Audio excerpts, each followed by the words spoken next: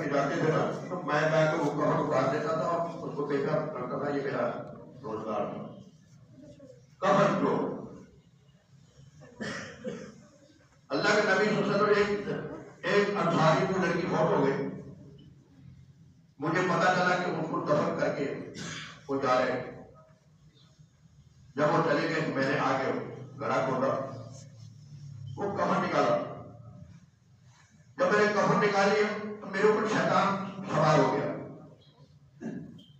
اللہ کے نبی مجھ سے پھر اس کے ساتھ بدکاری میں نے کہا جگہ کر بیٹھا، جب میں چلنے لگا اس مردے کو اللہ نے زبان دی، میں نے کہا کہ حیا بغیر آدمی جاتے جاتے مجھے بھی بڑی درجات میت کو اللہ نے زبان دی، اس نے کہا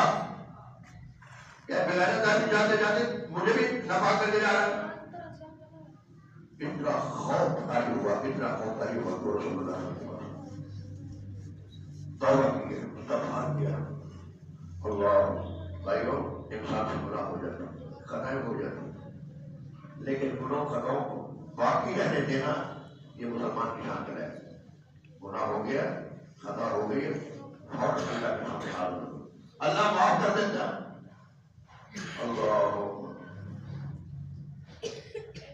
اللہ کے نبی صلی اللہ علیہ وسلم فرماتے ہیں لوگوں اللہ کے سامنے توبہ کرو، توبوا الی اللہ توبۃ نصوحا عسیٰ ربکم ان یکفر عنکم سیئاتکم، اللہ تمہارے گناہوں کو معاف کر دے گے، ویدخلکم جنات تجری من تحتہا الانہار، پھر اللہ جنتوں والی جنت میں داخل کر کے انعام و کرام والی جنت کے اندر تمہارا ٹھکانہ ہوگا۔ جب انسان گناہوں سے صاف ہو جاتا ہے تو پھر اللہ کو الحاکمین اس کو جنت میں داخل کرتا ہے، اس لیے اللہ کو الحاکمین نے بار بار قرآن میں کہا لوگوں توبہ کرو، لوگوں توبہ کرو، اللہ اکبر۔ ایک آدمی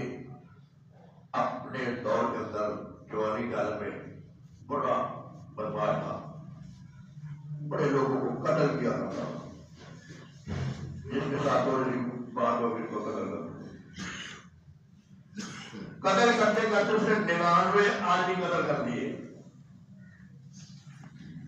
اب اللہ نے اس کے دل کا اندر تھوڑا سا خوف طاری کیا، وہ کسی عام آدمی کے بعد چلا گیا کہ بھائی میں اتنے قتل کر بیٹھا ہوں، میری بخشش کا کوئی ہے نہیں، ایک آدمی قتل کرنے میں جھنڈی بن جاتا ہے، ومن قاتل منکم متعمدا فجزاؤہ جہنم، اور تو 99 آدمی قتل کر بیٹھا، ابھی میں دیکھ رہا ہے کہ بخشے کی بھی جگہ، جب اس نے یہی بات کہی نا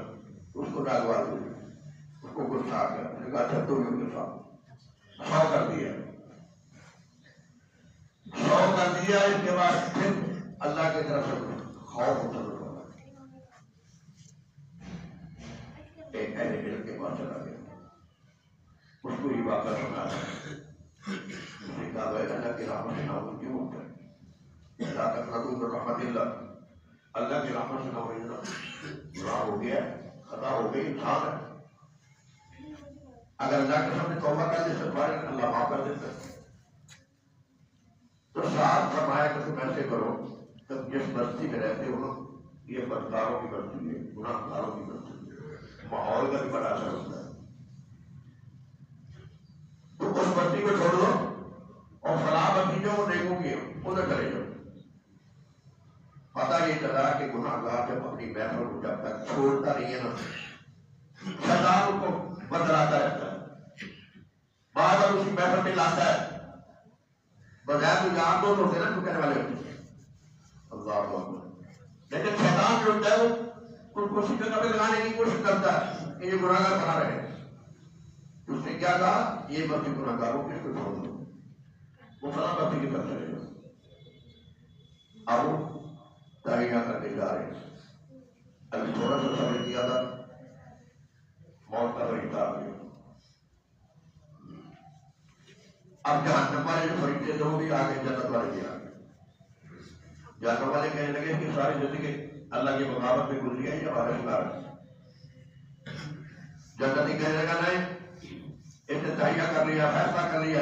اس لیے نیکو کی طرف جا رہا ہے لہٰذا یہ ہمارا ہے اللہ نے کسی فریقے کو بھیج دیا فیصلے کے لیے اب فیصلہ ہونا گیا کہ زمین کی پیمائش کرو جس شہر میں کم ہے نا جگہ اس تند کو ڈال دو اگر بوڑھوں کی بچی کی طرح کم ہے ادھر ڈال دو اگر نیکوں کی طرف کم ہے ادھر ڈال دو اور یہ پیمائش کی جا رہی ہے اللہ کا الحاکم نے زمین کو حکم دے دیا حالانکہ سفر زیادہ تھا جو نیکوں کی طرف جا رہا تھا وہ سفر زیادہ تھا اللہ نے زمین کو حکم دے دیا اللہ کو الحاکم نے جس چیز کو بھی حکم دے اس کی قدرت ہے حیا نشان ہے